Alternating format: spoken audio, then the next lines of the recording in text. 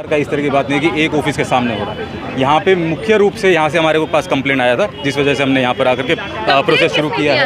एक कॉमन लोग जो हमारा एसपी ट्रैफिक का ऑफिशियल नंबर है उसके ऊपर हमारे पास मैसेज और फोन वगैरह आते रहते हैं। पास भी कार्यक्रम होता है वहाँ तो आप लोग नहीं देखते, लोगों का कहना है। देखिए हमें तो अभी 2 दिन हुआ है आए हुए, तो अगर आगे कभी भाजपा का अगर कोई कार्यक्रम होगा और इस तरह से वहाँ पे रूल्स का उल्लंघन होगा तो भाजपा में भी होगा। अगर राजद के नेताओं को आप लोग परेशान करने के लिए आए हैं। देखिए वो अभी कहने को तो कुछ भी कहा जा सकता है, लेकिन हमारी उसके अंदर इस प्रकार की कोई मंशा नहीं है। हमारी मंशा ये है कि जो रूल्स हैं वो सबके लिए बराबर हैं, चाहे वो आरजेडी हो, चाहे जेडीयू हो, चाहे नेता हो, चाहे अधिकारी हो।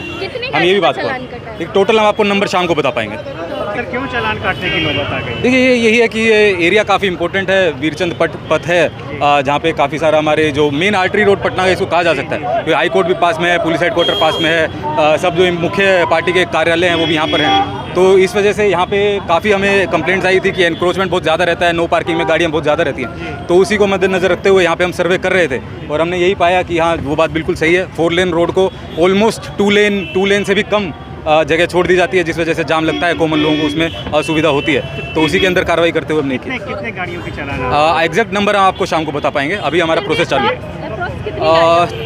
अप्रोक्स तो लगभग आप मान के चलिए कि कम से कम 15-20 गाड़ियों का तो हम चालान कर ही रहे हैं। अच्छा सर, ये कहा जा रहा है कि ये आरजेडी का दफ्तर है इसलिए आप लोग चालान नहीं। देखिए हमने आपके जो मीडिया के बाकी भाई बंधु हैं उनको भी हमने क्लियर किया है कि ऐसी कोई बात नहीं है, क्योंकि हमें 2 दिन यहाँ पे ज्वाइन किए हुआ है एज न्यू एसपी ट्रैफिक। तो इसके अंदर हमारे पास जो भी मुख्य एरिया से कंप्लेंट्स आई थी, कल हम स्टेशन चौक पे थे, तो स्टेशन चौक पे एनक्रोचमेंट वाला जो था वो हमने वेरीफाई किया। यहाँ पे हम आए तो यहाँ पे हमें दिखाई दिया कि हाँ बिल्कुल जो कंप्लेंट्स है वो सही है, नो पार्किंग में गाड़ियाँ खड़ी हैं। इसी तरीके से आज शाम को हम बीटा में जाएंगे, बीटा में भी काफ़ी कंप्लेंट्स हैं। तो जहाँ पर भी हमारे को मिलता है कि रूल्स का उल्लंघन है उसी हिसाब से वहाँ पे कार्रवाई की जाएगी। और भी पॉलिटिकल पार्टियों के कार्यक्रम होते हैं, देखिए अभी से पहले क्या हो रहा था वो हम कुछ नहीं बता पाएंगे, लेकिन आज के टाइम पे जब से हमने परसों से हमने पदभार जो संभाला है, आगे अगर यदि हमें कोई सूचना मिलती है, चाहे वो किसी भी पार्टी का हो, किसी भी सिर्फ पार्टी की हम बात नहीं कर रहे हैं, मान लीजिए काफ़ी बार शादी ब्याह होता है, वहाँ पे भी काफ़ी सारा नो पार्किंग में लोग लगा देते हैं, तो वहाँ पे भी यही सेम कार्रवाई होगी। बिल्कुल 100%। देखिए जो नो पार्किंग का जो चालान है, जिस हिसाब से विधि सम्मत कार्रवाई उसके अंदर होती है वो हम कर रहे हैं। ठीक है। पटना ट्रैफिक रूल अब बिल्कुल बदला हुआ दिखेगा। एक आशा तो यही है, बदलने का नहीं, हमें उस इम्प्रूवमेंट करने की जरूरत है, क्योंकि rules and regulation, MV act और जितने भी उसके अंदर लो हैं, और नेताओं की बात नहीं सुनी जाएगी। देखिए सुनने की बात इसके अंदर कहीं नहीं आती है, क्योंकि जो रूल्स रेगुलेशन बनाए हैं वो हमारे माननीय नेताजी लोगों ने बनाए हैं।